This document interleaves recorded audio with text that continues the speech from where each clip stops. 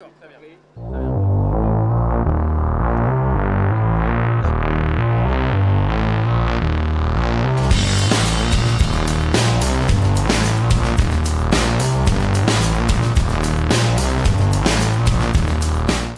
Mesdames, Messieurs, bonjour. Très heureux de vous retrouver ici, à la Porte de Versailles à Paris, dans le cadre du Salon international de l'agriculture.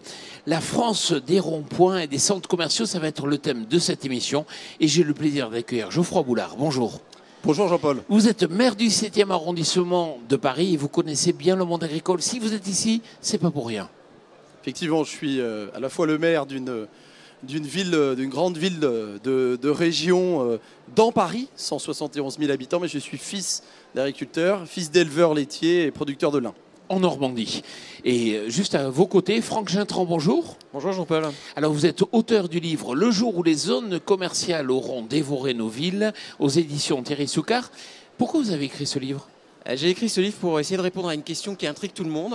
C'est pourquoi, alors que le pouvoir d'achat stagne, pourquoi les zones commerciales continuent de se multiplier comme des petits pains. Voilà, donc c'est une question à laquelle ce livre tente d'apporter une réponse. Et la question c'est pourquoi ?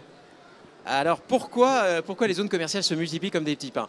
Alors il y a deux raisons à ça. La première, c'est que ça correspond à une volonté politique délibérée qui remonte à 2008, qui a consisté pour le nouveau gouvernement à vouloir favoriser la multiplication des grandes surfaces dans une logique de baisse des prix. Donc ça a été un coup, un signal donné aux opérateurs commerciaux, une libéralisation du marché des implantations. Ça, c'est la première raison. Et la deuxième raison, c'est qu'on est rentré dans une spirale aujourd'hui complètement folle, où les zones commerciales se livrent à une concurrence acharnée entre elles, où dans chaque région, vous allez avoir une zone commerciale qui va vouloir devenir la zone de destination, le centre-ville de demain, où tout le monde ira. Mais on va dans le mur, il y a Internet, Amazon, enfin il y a X solutions pour se faire livrer. Oui, mais le seul problème, c'est que qui va vouloir arrêter ? Le premier qui arrête a perdu. Le premier qui dit je stoppe tout, j'arrête de grandir, j'arrête de grossir, j'arrête d'étendre mes zones commerciales, celui-là a la certitude que sa zone va finir par décliner. Donc tous sont dans une course à l'échalote où finalement c'est à celui qui deviendra le plus gros sur le marché qui remportera toute la mise. On est un peu dans une logique proche d'Internet où c'est le premier en termes de marché, qui va rafler tous les clients d'une zone de chalandise donnée. On perd un département tous les 10 ans de terres agricoles, ça aussi c'est un vrai problème. Alors ça c'est un vrai problème. Alors là-dessus, les opérateurs commerciaux vous diront que c'est pas très grave, une zone commerciale c'est une goutte d'eau dans l'artificialisation générale des terres. En fait, ils sous-estiment quand même énormément quelque chose, c'est que les zones commerciales jouent aujourd'hui le rôle d'avant-coureur, le rôle de pionnier dans l'urbanisation. On constate toujours qu'une zone commerciale s'installe en plein champ et au fil des ans, qu'est-ce que vous voyez autour ? Eh bien, les pavillons se multipliaient. C'est-à-dire qu'en fait, la zone commerciale, c'est souvent le signe avant-coureur de l'urbanisation de demain. Geoffroy Boulard, votre avis, comment vous réagissez-vous ? Je n'ai pas lu évidemment ce livre, mais je trouve qu'il résonne avec l'actualité, et notamment ce qu'on connaît avec l'épisode des Gilets jaunes qui se sont réunis sur les ronds-points, tout un symbole finalement de recréer un lieu de vie à l'extérieur de la ville. Et ça, c'est un véritable enjeu, un véritable sujet sur lequel il y a eu effectivement en termes d'aménagement du territoire un certain nombre de dérapages, de dérives. On a exfiltré finalement le lien social du centre-ville, du bourg, pour le mettre à l'extérieur, pour créer du logement, créer la résidentialisation, mais pas forcément créer le lieu de vie, qui sont évidemment l'apanage des centres et des centres-villes. Donc moi je trouve quelque chose de très intéressant. Alors à Paris, nous, ce qu'on voit, c'est qu'effectivement, les grands, et dans la métropole du Grand Paris, 130 communes autour de Paris dont je fais partie, on voit bien que les grands centres commerciaux, ils se cassent la figure. Pourquoi ? Parce qu'aujourd'hui, les urbains, ils reviennent à la proximité. Et donc les grandes enseignes, notamment de la distribution, reviennent à des modèles dits de proximité. On a des nano-concepts et qui reviennent en cœur de ville. Et ça, c'est un véritable enjeu pour nous de ramener les concepts au plus près des habitants, au plus près de leurs attentes, au plus près du consommateur qui, évidemment, qui a une démarche développement durable dans son acte de consommation et qui va vouloir, évidemment, acheter au plus près. Mais au plus près aussi, c'est travailler sur des circuits courts et travailler sur l'économie régionale. Et là, il y a aussi des progrès qui sont faits. Donc c'est évidemment ce que vous dénoncez. Moi, je le partage. On a dévitaliser les centres-villes. L'aménagement du territoire, c'est une véritable question. Et aujourd'hui, on manque de vision au niveau national. On a les communautés de communes, on a un certain nombre d'acteurs qui vont vouloir se mêler de l'aménagement stratégique du territoire pour implanter tel ou tel pôle commercial ou pôle d'activité artisanale. On n'a pas la vision globale à l'échelle du territoire. Ce qui fait qu'on dévitalise des zones entières au profit d'autres pour concentrer un certain nombre d'activités, ce qui n'est pas bon, puisque notre richesse en France, c'est cette multiplicité des territoires qui font évidemment la France. C'est vrai qu'il ne faut pas être grand clerc de vin. Ce que dit Geoffroy est la réalité, la recherche de proximité, Internet, le fait d'essayer de relocaliser. Même le gouvernement, il a mis 5 milliards d'euros sur la table pour essayer de faire revivre les centres-bourgs et il laisse se construire des ronds-points et des centres commerciaux. C'est toute la contradiction de la politique gouvernementale actuelle, qui est d'un côté de financer à coût d'argent public la revitalisation des centres-villes, et de l'autre côté de laisser en périphérie des villes moyennes, puisque en réalité le problème se pose pour l'essentiel en province, dans les territoires, sur les villes moyennes, de laisser les opérateurs développer des mégazones commerciales qui en réalité n'ont qu'une ambition, c'est de devenir les centres-villes de demain. Voilà. Et des centres-villes qui n'auront ni habitants et qui n'auront ni du coup problème de coexistence entre des gens qui vivent et des gens qui achètent, mais au contraire d'immenses parkings à ciel ouvert. Et donc c'est une chose contre laquelle moi je me bats autant que je peux. C'est vrai que tout ça semble se dérouler dans une indifférence assez générale. Tout le monde est à peu près conscient du problème, mais il n'y a pas une volonté aujourd'hui claire et nette de la part du gouvernement de dire on siffle la fin de partie parce que de lui-même, le secteur privé ne se régulera pas. On ne peut pas demander à des entreprises d'arrêter de faire du business. La vérité, c'est que les centres commerciaux de périphérie rapportent énormément d'argent. Et donc, si on attend de la part de ces entreprises de se limiter d'elles-mêmes, elles ne le feront jamais. Donc la décision, ça doit être une décision politique, ça doit être une décision qui vient du haut et qui dit, bah voilà, on ne peut pas continuer comme ça. Ça finit par détricoter tout notre système urbain, une histoire qui est quand même vieille de plusieurs siècles. Il faut donc, à un moment ou à un autre, mettre un coup d'arrêt au développement de ces fameuses zones commerciales. Quelle est la bonne façon d'agir? Je prends la ville de La Ciotat, tout près de Marseille par exemple. Ils ont décidé qu'il ne devait pas y avoir de grandes surfaces à proximité du cœur des villes, de façon à privilégier les petits commerces. Est-ce qu'il faut les repousser à l'extérieur? Que faut-il faire? Alors, ce sont des décisions très courageuses, hein. Vous citez La Ciotat, d'autres villes ont pris le parti d'afficher un moratoire sur le développement des zones commerciales. Il faut juste avoir conscience d'une chose, c'est que ces élus qui sont des élus vertueux, qui font le nécessaire pour éviter que les commerces de centre-ville ne soient victimes de la concurrence déloyale de la part des zones commerciales de périphérie, eh bien, ils courent un risque, c'est de voir les centres commerciaux qui souhaiteraient s'implanter sur leur territoire s'implanter juste à côté. Hein, et en fait, en réalité, ces acteurs-là savent très bien jouer du chantage, ils savent très bien laisser entendre aux élus que si jamais ils les refusent sur leur territoire, eh bien ils sauront s'implanter sur celui d'à côté, et, en leur disant, bah, écoutez, vous n'aurez aucun avantage, vous n'aurez que les inconvénients parce qu'on va siphonner vos clients et ils viendront non plus chez vous, ils viendront chez votre voisin. Donc maintenant, on vous laisse le choix, vous faites comme vous voulez. Donc on comprend bien que dans ces conditions, la solution ne peut pas venir du local. La solution, elle ne peut venir que du national, elle ne peut venir que d'une politique dirigiste, d'une politique volontariste. Geoffroy Boulard, j'ai vu que dans le dernier pariculteur, vous proposez, vous, sur votre mairie, donc différents terrains. L'agriculture urbaine, ça vous parle ? Alors l'agriculture urbaine, moi j'y suis très attaché. J'estime que c'est une voie, en tout cas, pour un certain nombre d'urbains, mais aussi un certain nombre d'agriculteurs conventionnels, de transférer leur savoir-faire conventionnel à des agriculteurs urbains, ou en tout cas qui s'intéressent à cette nouvelle forme d'agriculture qui fait partie de l'agriculture. Aujourd'hui, on voit, on était il y a déjà quelques années un peu les pionniers sur ce sujet.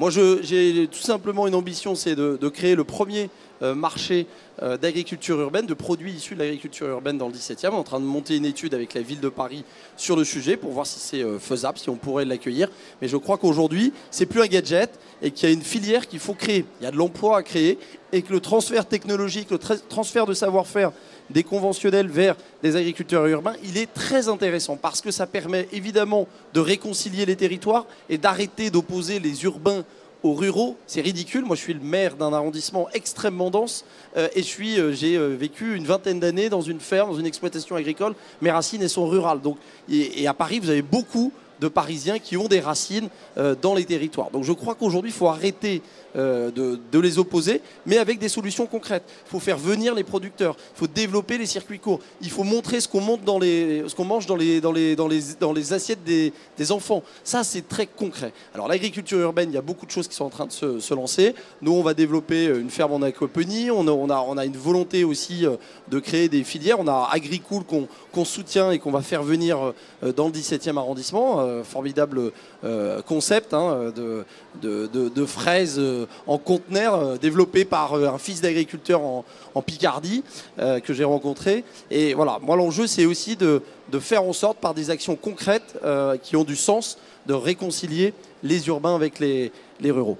Geoffroy Boulard, il y a quelques années ici sur ce plateau, on avait échangé sur le fait que les voitures qui mettent en fourrière les autres voitures, justement les propriétaires n'avaient pas le permis satisfaisant là-dessus. Vous avez mené campagne et vous avez gagné en demandant à toutes les fourrières d'être conformes à la règle, conformes à la loi. Aujourd'hui, vous partez en campagne contre les rats à Paris. Oui, alors ça peut vous paraître très étonnant, mais on a une problématique dans la ville de Paris, au sein des équipements publics, des parcs, des jardins, mais également des écoles, voire des crèches, une inflation du nombre de rongeurs sur l'espace public qui pose un gros problème de salubrité et de santé publique, parce que le rat est vecteur de maladies comme la gale et la leptospirose, qui sont deux maladies qui se développent. La leptospirose en milieu urbain, elle se développe depuis 5 ans. Il y a des cas et je ne veux pas ici faire peur, mais ce sont quand même des maladies qui peuvent avoir des conséquences tout à fait dangereuses pour l'homme. Au-delà de ça, on avait des rats historiquement dans les égouts de Paris qui régulaient nos déchets. Il ne s'agit absolument pas de les chasser, on en a besoin. Mais sur l'espace public, on en a beaucoup trop. Est-ce que c'est vrai que c'est parce qu'on a relavé les égouts que les rats sont remontés, ou il y a une explication ou pas forcément? Il y a plusieurs facteurs. À la fois un incivisme grandissant, un individualisme, faire communauté dans une ville comme Paris ou dans un arrondissement comme le mien, c'est de plus en plus difficile. Et il faut rappeler un certain nombre de règles d'éducation par les enfants aux parents. Ça, c'est un gros sujet, travail de fond. Il y a aussi, donc on ramasse pas ces déchets concrètement. Et ces déchets alimentaires, on les laisse dans les parcs. Donc on a aussi les phénomènes de crue qui nous a fait remonter un peu mécaniquement un certain nombre de rongeurs. Et puis, on a une désorganisation des services de la ville de Paris, et notamment les services municipaux qui ont en charge la salubrité publique et qui ne sont pas en mesure aujourd'hui de répondre à ce problème sanitaire. Alors moi, j'ai créé, en allant aux États-Unis, en m'inspirant de ce qu'ils faisaient, une brigade citoyenne. C'est-à-dire j'ai des habitants qui sont soit des chasseurs, soit des fils d'agriculteurs, mais qui vivent à Paris et qui ont le bon sens paysan en milieu urbain et qui m'ont dit on va vous aider, monsieur le maire, parce qu'on connaît des techniques qui sont beaucoup plus efficaces que celles utilisées par la ville. Et donc j'ai travaillé avec eux et on utilise aujourd'hui de la glace carbonique, on fait du terrassage avec de la paille de fer qu'on remet sur les zones qui ont été infestées après dans les jardins. On a toute une équipe de 8 bénévoles et qui aujourd'hui ont des résultats. Mais l'enjeu il est évidemment important puisqu'on a énormément de sites qui sont touchés, à la fois des sites, municipaux publics, mais aussi des sites privés. On a des bailleurs qui nous ont contactés parce qu'ils ne savent plus comment faire. Et donc là, il y a tout un travail aussi de faire prendre conscience à la ville qu'elle doit utiliser des techniques modernes, comme à New York, qui a éradiqué le problème, et notamment une problématique dans certains quartiers comme Chinatown, où là, il n'y avait plus de parc. On avait plus d'herbe, on n'avait plus du tout de pelouse. C'était ravagé et ça posait un certain nombre de problèmes naturellement aux maires locaux. Et j'ai vu notamment des photos, ça a l'air très efficace, la technique de la neige carbonique. C'est-à-dire que vous mettez de la neige carbonique ou de la glace carbonique dans les terriers? Tout à fait, c'est ce que j'ai vu aux États-Unis. Ils utilisent, c'est une technique écologique, il n'y a aucun danger pour l'homme. Simplement de la glace à moins 60 ou moins 70 degrés que vous mettez dans le terrier. Alors évidemment, ça peut se faire qu'à l'extérieur, hein, puisque vous avez aussi une problématique de rongeurs et de rats à l'intérieur de parties communes dans les bâtiments et beaucoup d'immeubles qui ont lésiné aussi hein, pour lutter contre ce fléau. Et donc cette glace va tout simplement endormir et laisser donc les rats à l'intérieur des terriers et non pas les faire sortir à l'extérieur. Ce qui, voilà, écologiquement, en termes de santé publique, est beaucoup plus sûr que de mettre de l'anticoagulant sur voie publique dans une boîte noire qui n'est en général assez peu attrayante pour les rongeurs. C'est vrai que c'est un véritable problème aujourd'hui à Paris. Vous vivez à Paris, vous, monsieur ? Oui, absolument. Je vis à Paris et en fait, ce que je trouve absolument formidable, c'est que il y a des ruraux qui aspirent à exercer des responsabilités en milieu urbain, mais qui est aussi des urbains, des Parisiens qui disent que la vie ne se résume pas à la capitale, que ça n'est pas parce qu'on voit se multiplier aujourd'hui à Paris des petites surfaces que le phénomène touche l'ensemble des villes françaises. Il y a une autre France qui existe. Une autre France qui est loin de nos caméras, loin de nos chaînes de télévision. Et c'est de cette France-là dont il faut aujourd'hui parler. C'est cette France qui se rappelle à nous quand elle manifeste sur les ronds-points. Elle dit nous, on n'a pas le même mode de vie que les Parisiens. On n'a pas les transports en commun des Parisiens. On n'a pas les mêmes contraintes non plus. Et c'est cette voix-là qu'il faut faire entendre et qu'il faut défendre vis-à-vis aujourd'hui d'acteurs économiques qui n'ont pour seule finalité, et c'est bien normal, ce sont des entreprises qui n'ont pour seule finalité que le profit. Alors oui, le profit c'est bien, ça fait tourner l'économie, mais concernant ce marché très particulier des zones commerciales, je pense qu'on est arrivé à un moment où il faut savoir effectivement s'arrêter parce que par rapport aux demandes et aux attentes qui existent, ça ne répond plus à rien du tout. Et c'est une question culturelle aussi, ces malls à l'américaine comme ça qu'on voit apparaître. C'est contraire à l'écologie, contraire à l'histoire. Alors vous savez, c'est marrant parce que vous parlez des malls. Je ne sais pas si les Français savent ce que sont les malls. Les malls, ce sont les centres commerciaux aux États-Unis. Et ça a été inventé par les Américains. Vous savez pourquoi ? Parce que les Américains, aux États-Unis, les villes n'ont pas de centre-ville. Ça n'existe pas. Il y a New York, il y a San Francisco, il y a Chicago. Mais une fois que vous avez fait ces trois villes, il n'y a pas de centre-ville. Et donc les Américains ont dit, à défaut de centre-ville, on va créer des centres commerciaux où tout le monde se retrouvera. Nous, on a cette particularité, on a cette chance d'être un vieux pays avec des villes anciennes qui se sont construites au fil des siècles et qui offrent la possibilité de mêler au commerce des activités qui n'ont pas de finalité commerciale. Parce que c'est ça la particularité des centres-villes, c'est d'offrir une offre commerciale, mais pas seulement une offre commerciale. C'est d'offrir un patrimoine vieux de plusieurs siècles, c'est d'offrir des activités associatives, c'est d'offrir des spectacles qui n'ont pas pour seule finalité que de vendre. Donc c'est ce mode-là de vie qu'il faut protéger, parce que le jour où tout le monde se retrouvera dans des centres commerciaux, on se retrouvera dans des espaces publics qui sont en fait des espaces publics privatisés, où la vie citoyenne aura finalement disparu. Geoffroy Boulard, juste pour finir, vous invitez les agriculteurs à venir vendre dans les rues de votre ville. Rappelez-moi, c'est au mois de juin ? Alors, ça va être dès le mois de mars, puisqu'on travaille depuis un certain nombre d'années avec les chambres d'agriculture de Corrèze, du Limousin. Et ils viennent donc régulièrement faire des marchés de producteurs. Et pour nous, on est très attachés à ce qu'on ait vraiment des producteurs qui viennent et qui montent à la capitale, comme on dit. Et ils sont toujours très ravis de venir, nous demandent de plus en plus de dates. Et les Parisiens, nos habitants du 17e adhèrent. On en est à 4 sessions dans le 17e arrondissement par an. Et c'est pour nous très important d'avoir ce lien avec le territoire. Et ce que je voulais dire par rapport à ce que vous disiez sur les gilets jaunes et les réactions d'un certain nombre de Parisiens qui se sentent vraiment aussi ruraux. C'est ça que je veux dire, c'est que souvent les habitants des territoires en région et en province disent Paris. Mais arrêtons de dire Paris, parce que Paris, il y a des Parisiens qui y habitent et ce n'est pas les Parisiens qui prennent les décisions contre les territoires. Donc il faut arrêter le côté binaire, distinguons bien la décision politique nationale des Parisiens qui vivent, qui travaillent, qui sont attachés à leur territoire. Et dans le cadre des Gilets jaunes et du grand débat national qui a été institué par le président de la République, moi j'ai joué le jeu dans le 17e arrondissement en organisant des réunions publiques dans les écoles. Et dans les écoles, j'ai été très surpris d'habitants qui prenaient la parole pour dire ce qu'ils pensaient de l'aménagement du territoire au niveau national, pas au niveau forcément local ou même métropolitain.